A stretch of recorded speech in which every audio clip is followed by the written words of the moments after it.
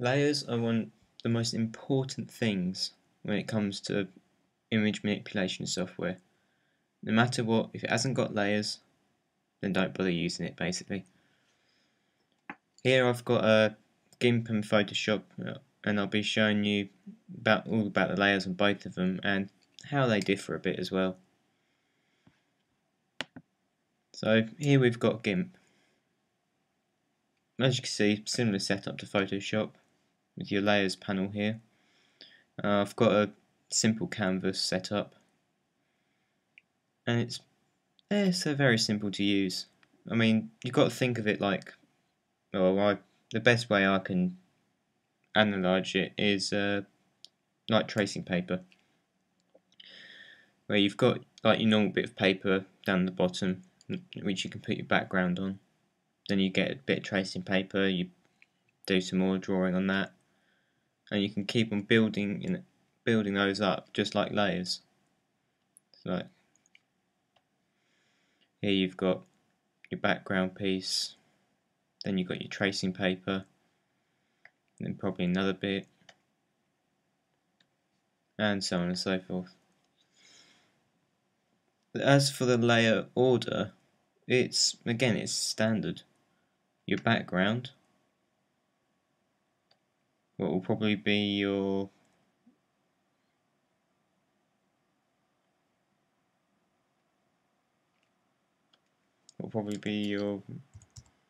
midground,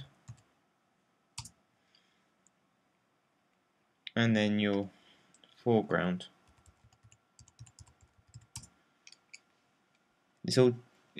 It helps to create a perspective and depth throughout the piece.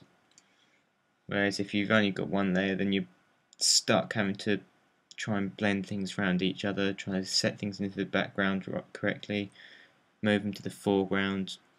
With layers, it makes life a hell of a lot easier. So let's try and find something that I can pop into both of these.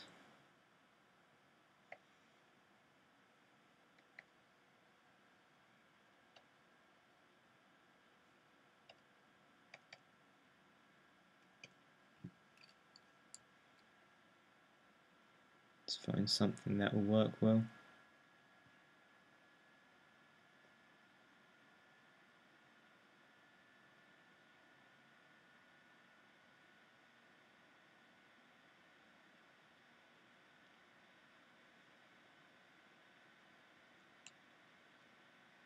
It's the problem when you've been doing this for 2 years, you get a hell of a lot of resources. You never know which one's going to be good.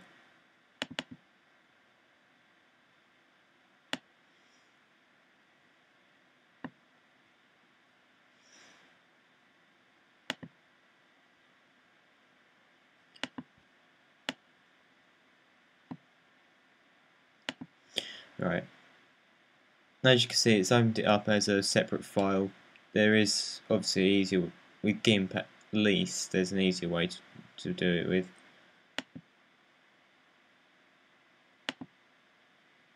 Which is to open as layer, and you can then go to wherever it is where you've got it saved and just open it up like that. Which obviously this is now done.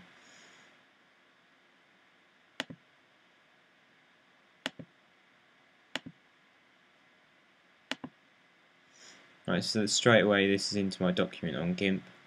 With Photoshop you can't do it quite like that. It'll open it up as a separate document, and then you just need to take it to your canvas and drop it in.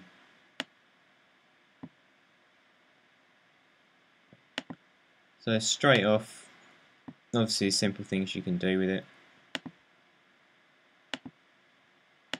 So just remove these. So obviously you can resize it. Always, as I say with resizing, always make sure that your aspect ratio is locked. It just retains the size of it, unless you're trying to be creative and you want it all stretched and everywhere.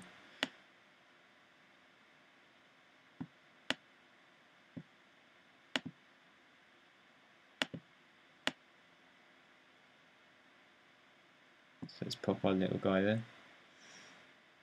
Photoshop, obviously similar style. Some tools are in a different area in that, but not too much difference from it in all honesty.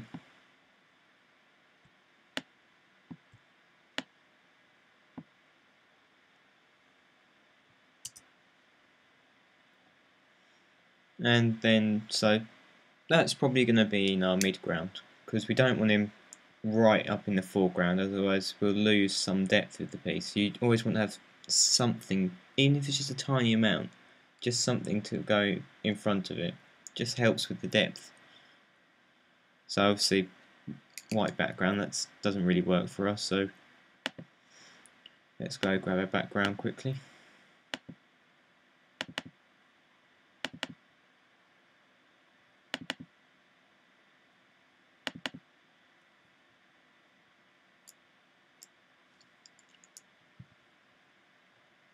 With GIMP, because it's an open source one and it works for the trifecta, your Linux, your PC and your Mac, all the commands are the same. So whereas Photoshop will change depending on what operating system it's on, like from Mac, if I wanted to undo something with a key command, it would be a command Alt Z. If it was PC, then it would be a Control Z or something like that. Can't remember now. With GIMP, it's just the same across the board. You use your Control Z to undo something and whatever else to redo it.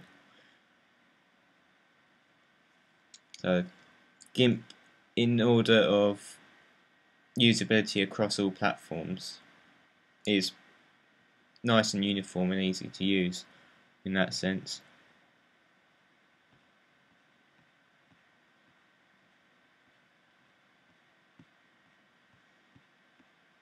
This is where I really should have thought of this before starting the tutorial.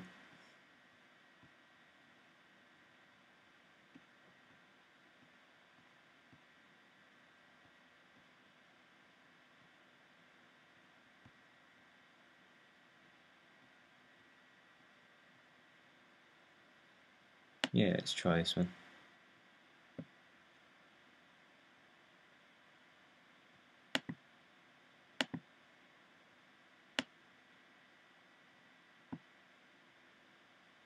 So obviously, because I had our little guy as an active layer at the time, this has gone in straight above it. So you can this is where the layers come in, and you can just click and drag them to move them about. With Photoshop, if you're on a certain layer, you can only edit that layer at a time. So if I now want to move this one around, I can do so to my heart's content, and I won't be affecting any other layers. With GIMP, it's a little different in that. Let's open this up.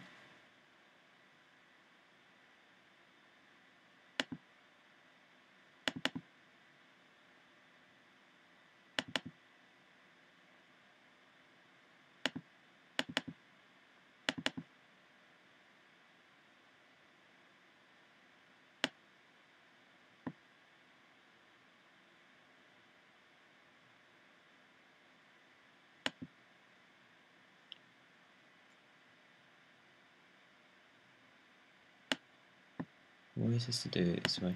Right, found it. So again, just like with Photoshop, you can move the layers into position like that. However, with GIMP, I can move this layer about so long as I've got it clicked on. But if I now hover over this, you can see that the mouse does change, and it does mean that on whatever layer I'm hovering over, I will end up moving. So if I don't want to do that, obviously, then I just need to make sure that layer is turned off on the visibility. And that's another great feature of Photoshop and GIMP, is that you can turn the layer visibility on and off. You can lock the layers so you don't accidentally edit them. Whole host of great things.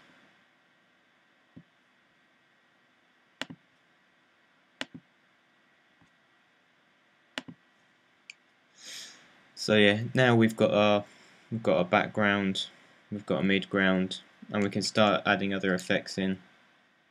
With GIMP, I'll probably be doing a bit of blending with it, so I'd probably be duplicating the layer.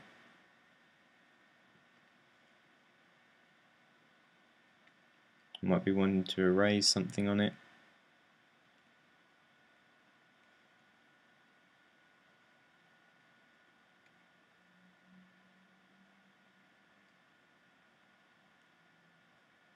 Just to help blend it in a bit more, maybe.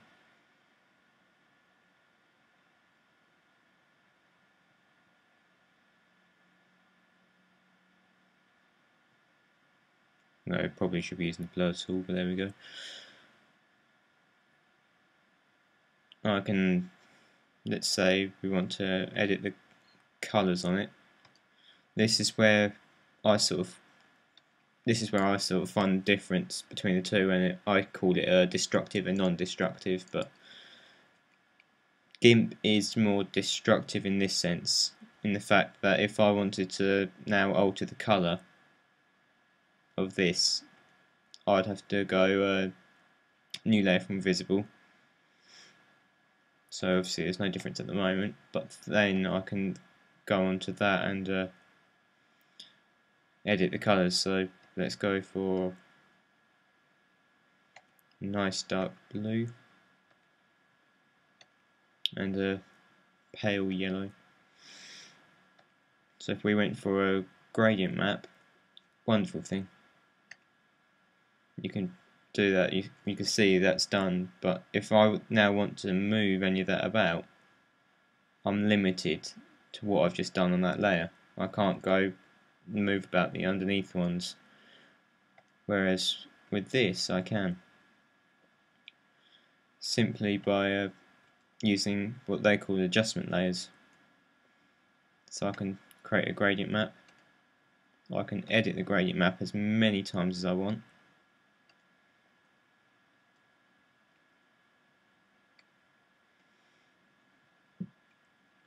Editing colours, I can add loads of colours in.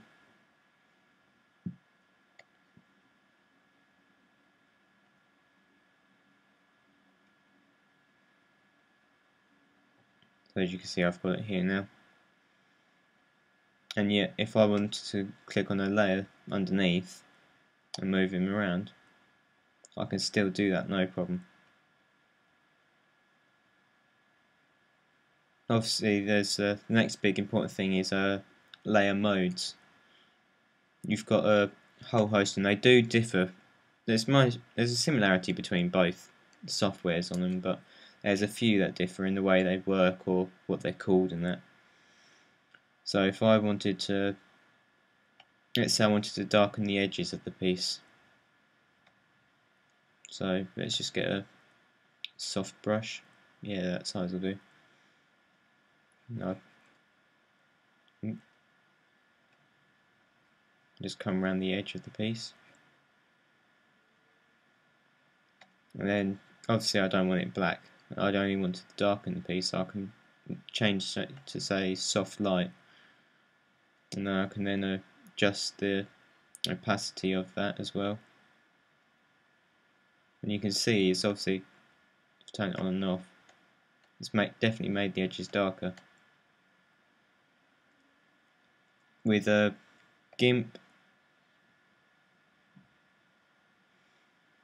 it's a little different with this on your amount of choices. I mean, Photoshop, you got a whole host. They try and group them together as well easily. With GIMP, let's do that on this, shall we?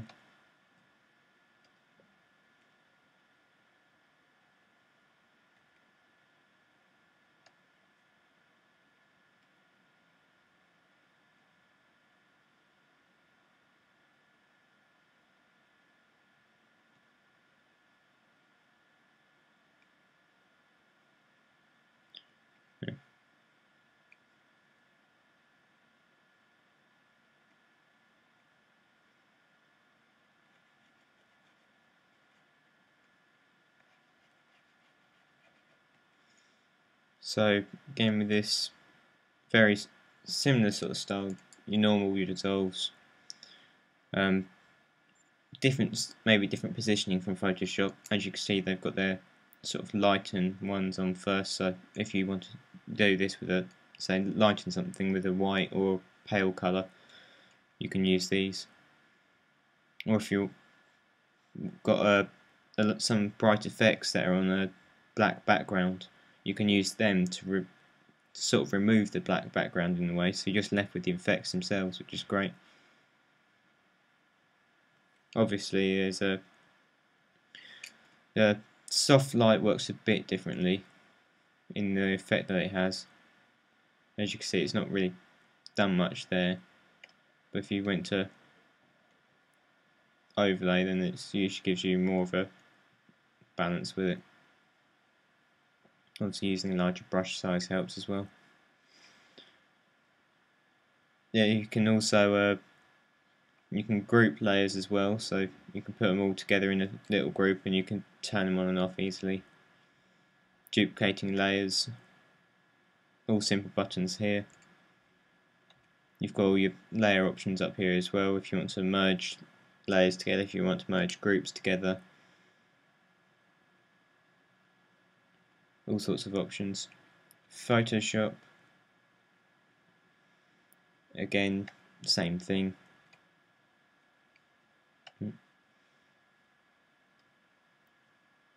They've grouped it so you've got more options with Photoshop. Basically, you can from here you can edit, create new layers, duplicate the layers, delete the layers, rename, add styles to it, such as that gradient map. Let's show you quickly. Let's take our little guy here. If I double click on a layer, I can open up the layer styles, or go in via the layer panel, and I can create lots of different effects with it. So we can add a gradient overlay straight onto him, whereas GIMP you'd have to select him first and then create the gradient map or gradient overlay, whichever way you want to do it at the time. You can change the blend mode straight off, so you can see what that does. Which in this piece probably works quite well. You can add outer glows straight off, drop shadows, all sorts of fancy effects. Whereas on GIMP, you'd be your destructive work on it, you'd be limited to that layer, and then you'd have to almost start up again from scratch on top of that to build it up again. Whereas Photoshop, you can just turn the effects off whenever you want. You can move things around. It's a lot more versatile in its approach to things.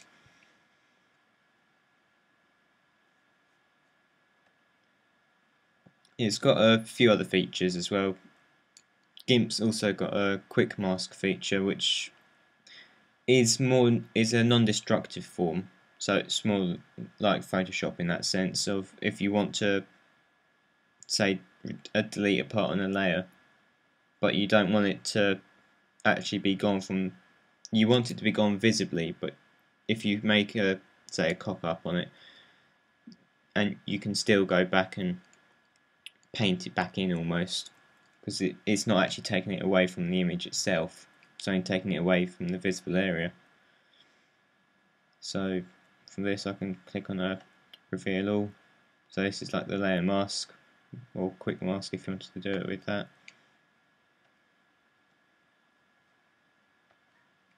It's just allows you to remove whatever you want from it. So let's say we don't want this bit here.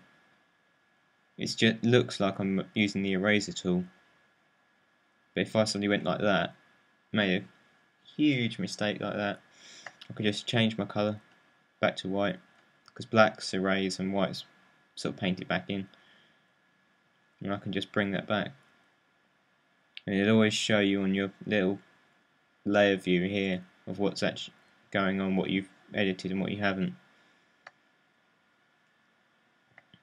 You should be able to do it with this as well.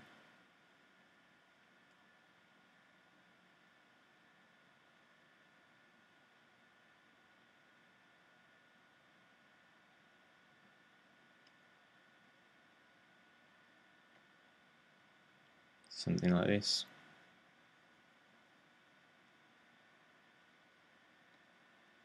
You can see I'm going back down to that old colour base that we got.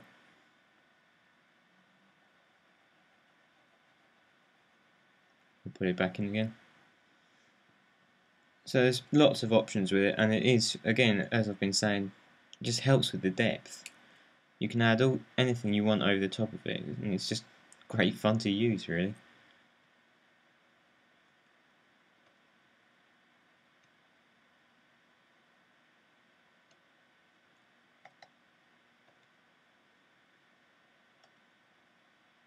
I'll just bring up a sort of a texture effect quickly so you can see what it looks like.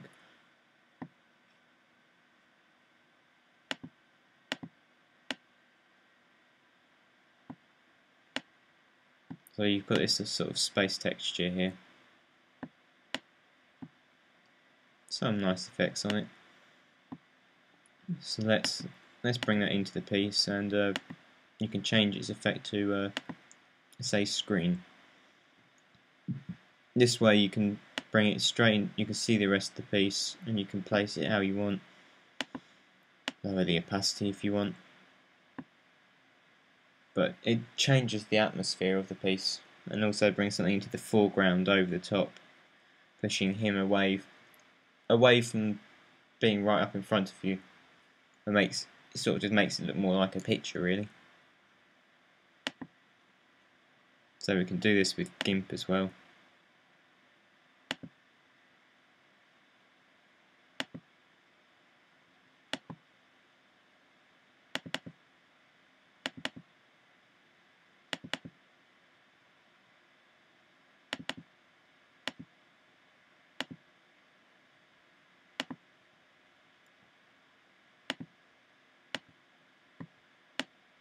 So we want to use this bit. Change the opacity to get all sorts of crazy effects. Again, with screen, in this sense it's similar to Photoshop for these. It's only the soft light and overlay that work, that have a different outcome than what Photoshop has.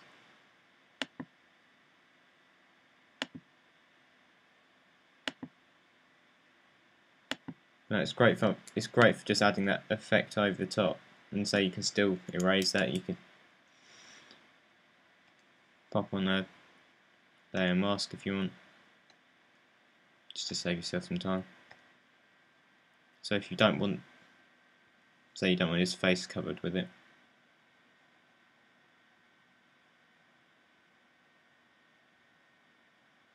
you can quite happily remove it.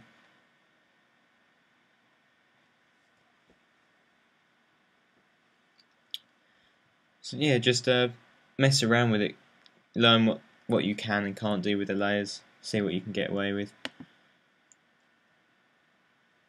It does give you some quick options here as well, so just like where you've got it on your toolbar or your other menus, if you need to go that way, you could just right click on the layer and it comes up with quite a few of the options. Yeah, I hope that's helped you sort of learning about the layers.